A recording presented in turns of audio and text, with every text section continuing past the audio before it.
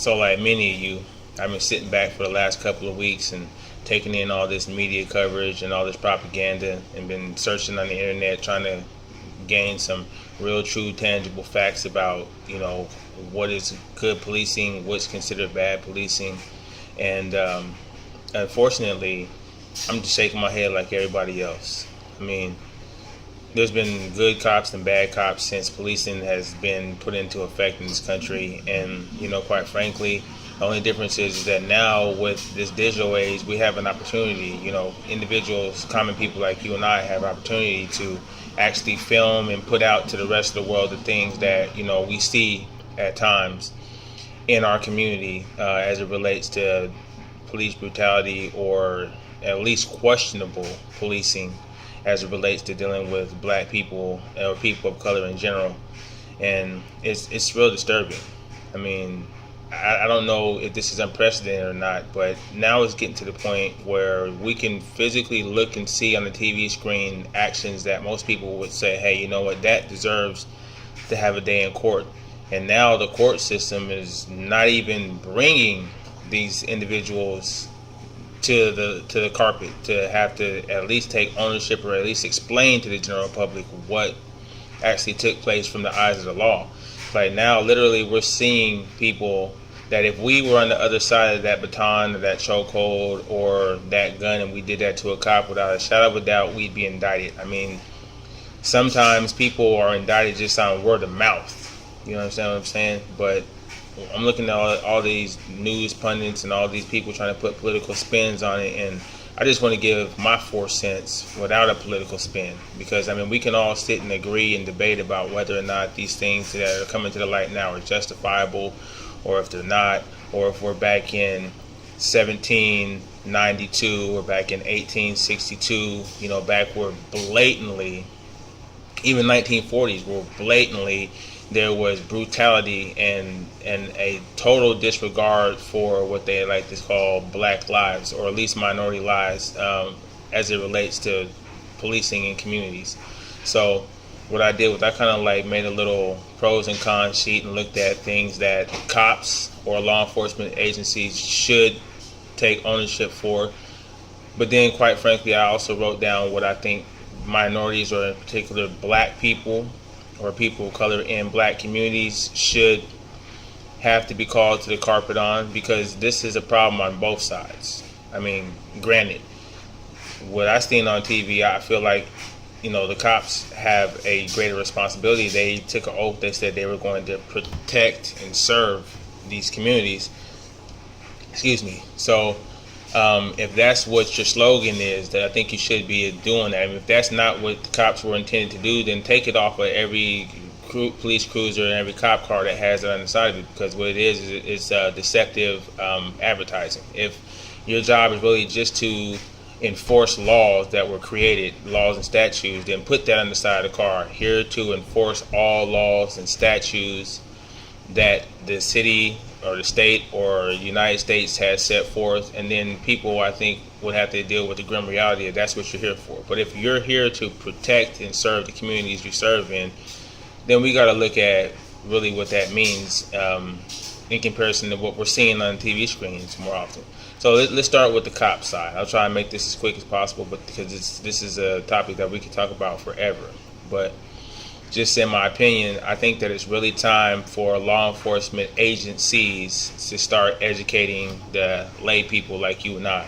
I think that with the advent of the invention of the internet and how they flood our emails and our snail mail with all these flyers and all this bullshit, I think that it's about time that they utilize technology in a meaningful way.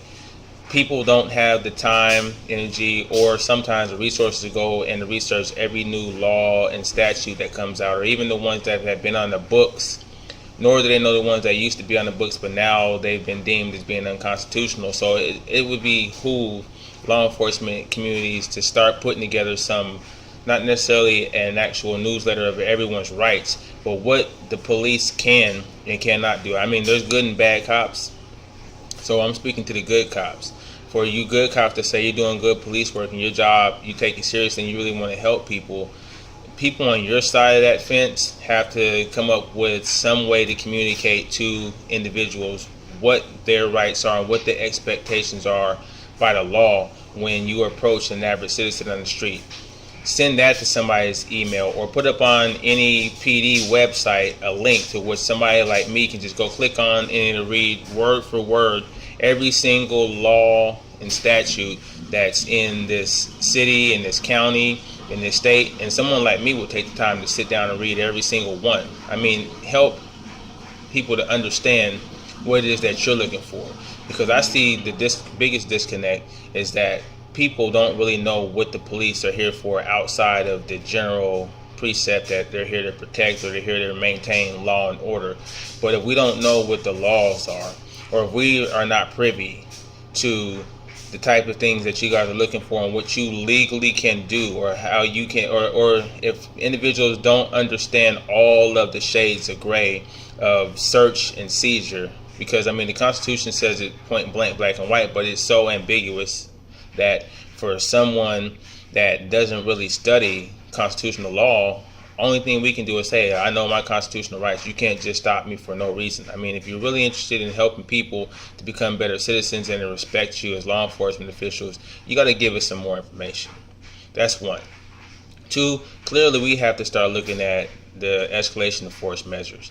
I mean, there should be some clear-cut guidelines of what you do under certain situations. Now, granted, I understand there's no absolutes, so in certain cases you have to have the latitude to be able to go from 0 to 60.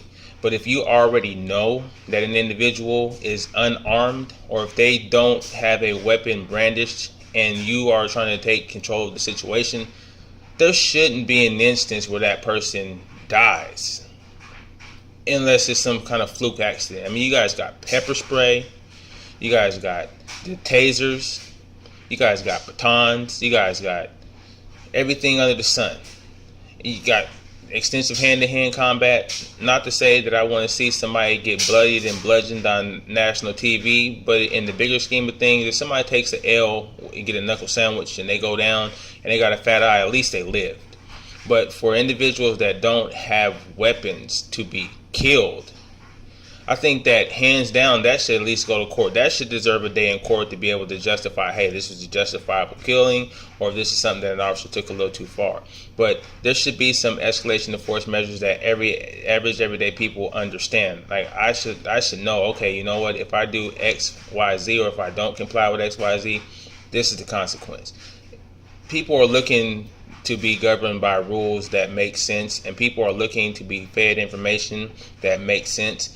To expect people to just go out and comb through all these thousands and thousands of pages and all these hundreds and hundreds of websites is just ridiculous. I spent a whole week researching, trying to find out all the laws and statutes and stuff for my city that I live in, and it's just ridiculous. But I think that's the next logical step.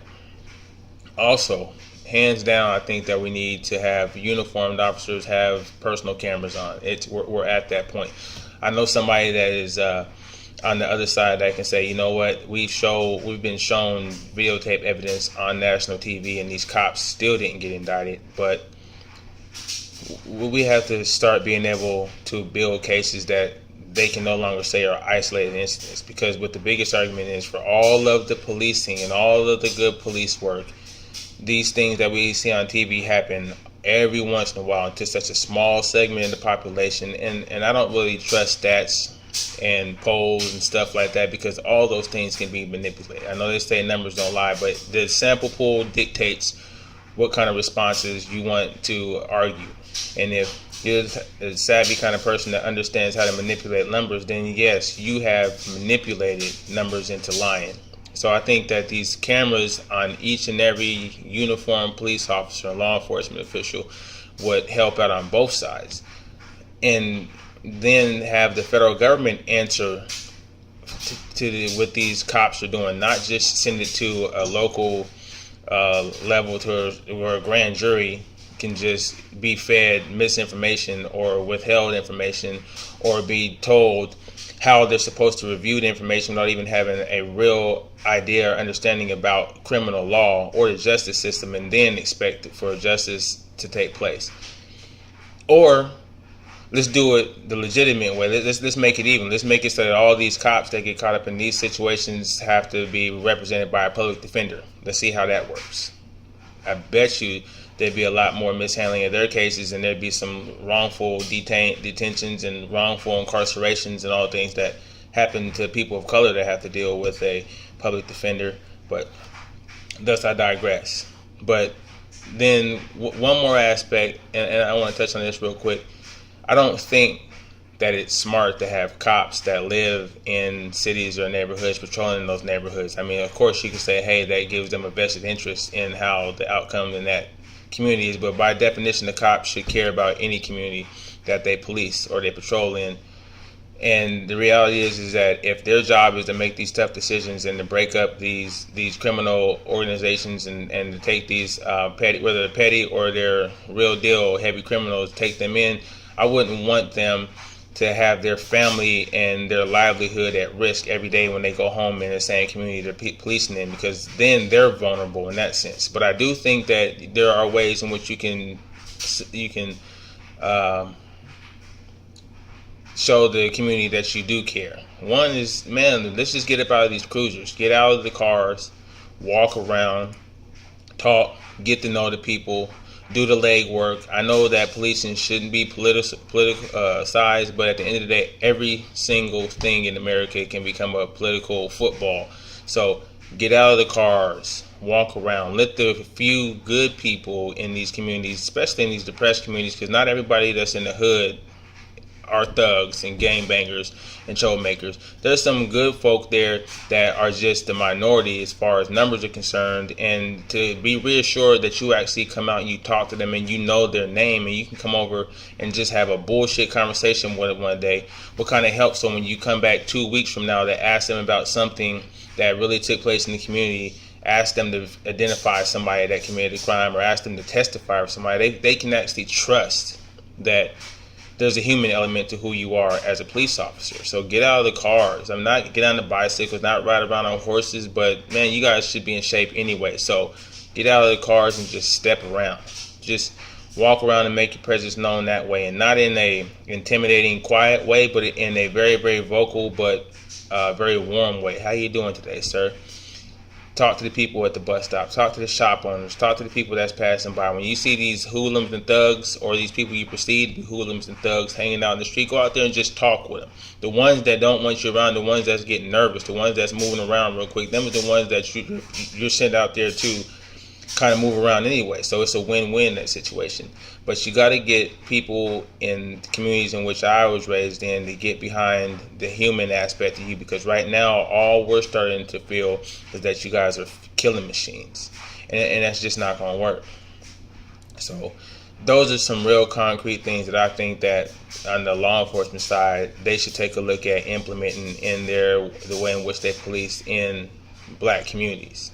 Conversely, let's talk about on the black side, because sure, we should be pissed off, we should be angry. We have to deal with the reality that a lot of white folks in America dismiss or are aloof to. Just flat out, that's not the reality. They're not in the hood, so they don't know what goes on. And then they meet a few people like me who's never really had a problem with the law whatsoever, and they ask me questions about my experience, and I can't tell them about instances of police brutality, about instances of when I was wrongfully detained or any of that stuff, because I haven't been in that situation. And they say, oh, well, see, that proves it. See, not all cops are bad, and not everybody in the hood is bad. So they kind of use that to discredit some things that really do happen real deal in the field, in the hood, when there are these jerk bullshit ass cops that come in there just to crack heads. That happens, and I know it as a black man.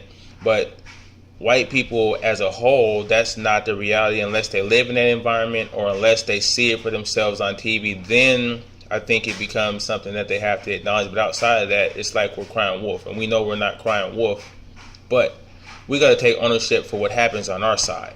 But there's a lot of stuff that happens on our side that we don't really want to come to grips with. We don't want to take ownership for, and we just sit back. And I say we because I was that way prior.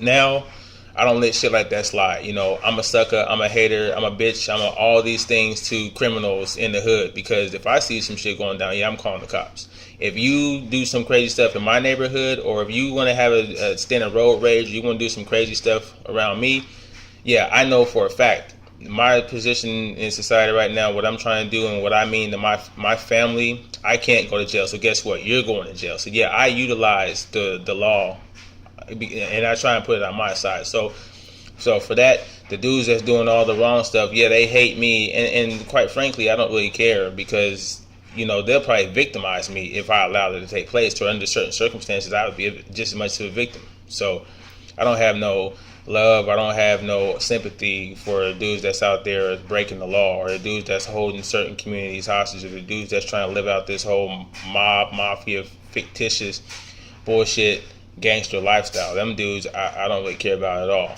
But for people that's just trying to get by day to day, what we have to do is we have to first educate ourselves, and then also speak with our children about the difference between complying with the law, enforcement official, and resisting. Call me old-fashioned, but I know my constitutional rights. I think I probably know my constitutional rights better than 90% of the people that I call friends. But even with that, I know that when a cop starts talking to you and they ask you to have a seat, or to step over here, or to put your hands over your head, or to put your hands behind your back, you should do it.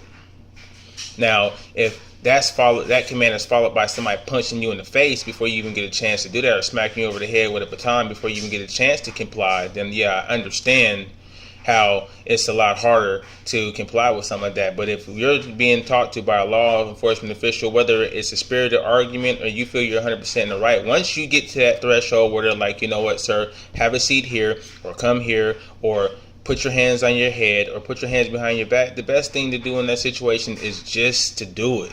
I mean, we have this whole thing where we don't want to look like no punks and no suckers and no bitches. We ain't gonna let nobody play us out. But the law is on the side of these law enforcement officials. It's clear. When are we gonna get that part through our head? When are we going to get through our head that if it's an issue of them playing semantics and going through word by word what they're supposed to do, like when you get arrested, they're supposed to read you your Miranda rights. That's just a formality. It has to be done. Whether they really care or buy into what they're telling you, it's their job to tell you that, so that once you get prosecuted, you understand, or they can say, hey, we read him his rights. They say certain phrases to people, and if you're not receptive to it, or if you're just so hot-headed, you're so pissed off that you don't want to even hear what this cop is saying, you miss these context clues. You miss these key phrases that signal that they're about to lock you up, or they're about to put you down on your face. So my thing is why not sit and talk with our kids, and why not change our way of thinking and say, hey, you know what, even if I feel like this is completely bullshit, even if I feel like this is not justifiable, it's not worth me getting slammed down on my face, even if my homeboy or some passerby has a camera out filming, because clearly we see that people with phones out don't deter certain law enforcement officials from going hard on you. So when you're talking to the cops, understand that you're a citizen, and that we, through levying the taxes, pay their salary. But at the end of the day, in most cases, once they say these key phrases, they have a whole big law enforcement machine behind their next set of actions, and a lot of times we don't. So we have to understand that we got to comply. We can't resist in the way that we've been resisting. Second, we got to file complaints, man. I know we live in this whole era of no snitching, don't talk to the cops, don't press charges, and there's all this pressure from within our community not to get involved with cases, even though we know that the people sometimes on the other end of those cases are wrong. We have this whole, hey, as long as it didn't happen to me, I'm not going to be pressed to action.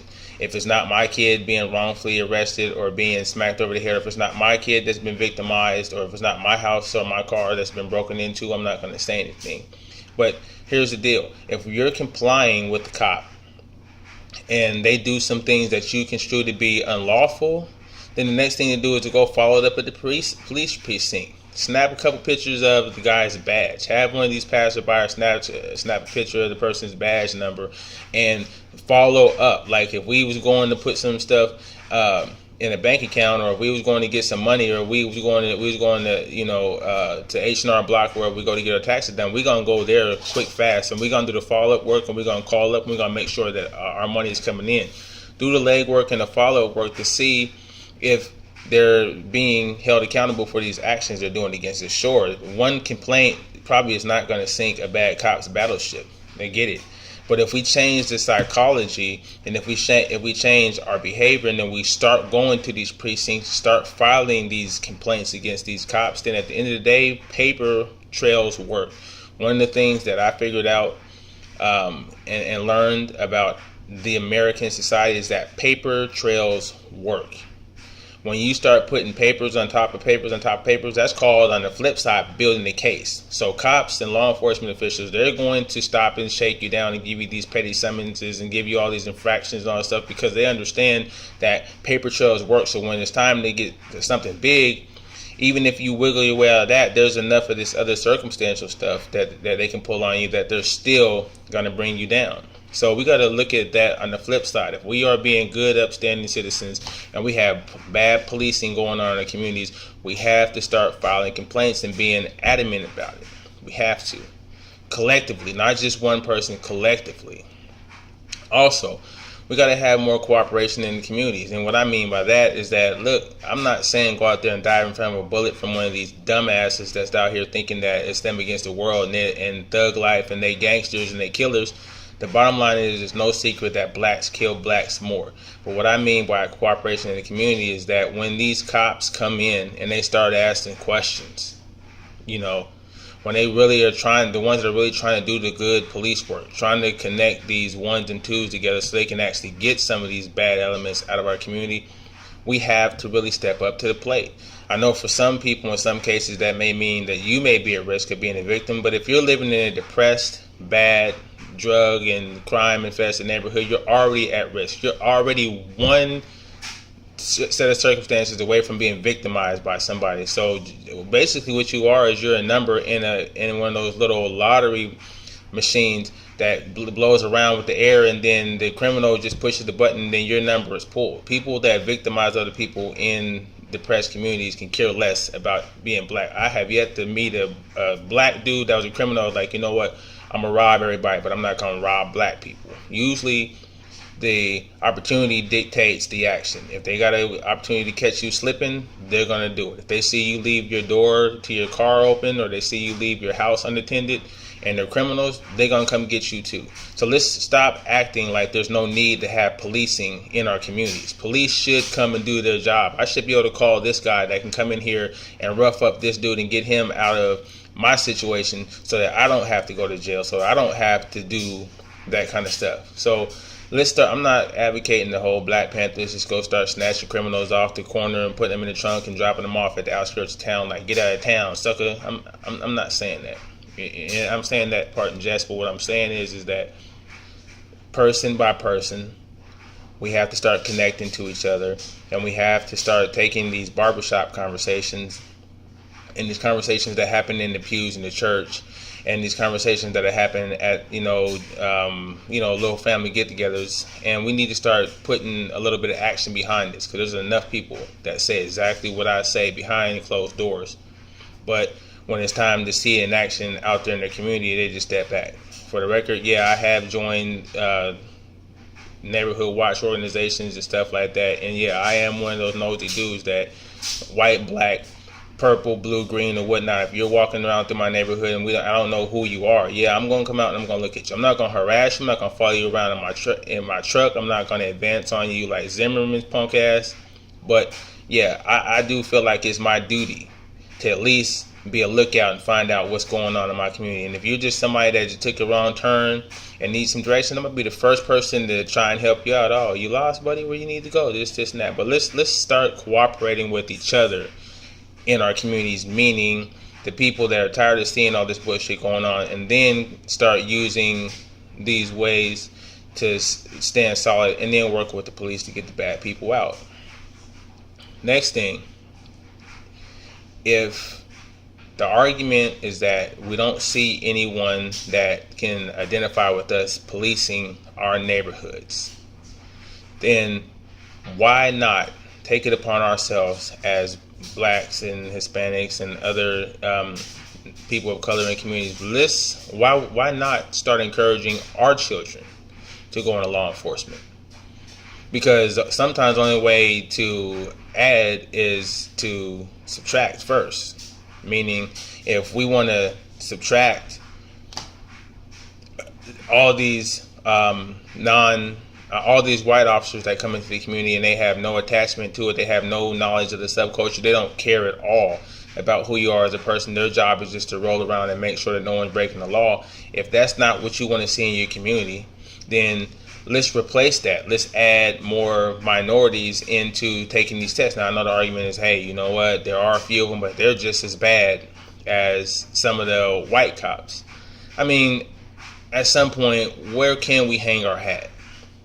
You know, I know lots of guys, and I'm just going to be honest with you, I know lots of guys that sit down and have a conversation. They tell me about how they're trying from anywhere from 5 or 6 years old. They're trying from 5, 6, 7 years old on up to try to get their son and sometimes their daughters all the resources and all the opportunities in which they can go to become professional athletes. I know some dudes that are out at 8, 9 o'clock at night, literally with their 8-year-old kid, having them work tirelessly at playing basketball or playing baseball or playing football. Why not start investing that kind of encouragement, and why not facilitate our resources to try to help encourage some of our young folks to become law enforcement officials with the understanding that, yeah, you're going to become a cop, you're going to become a fed, you're going to become an officer in the ATF or any of these other law enforcement agencies, but you're going to go gain the necessary skills and then come back into our communities and then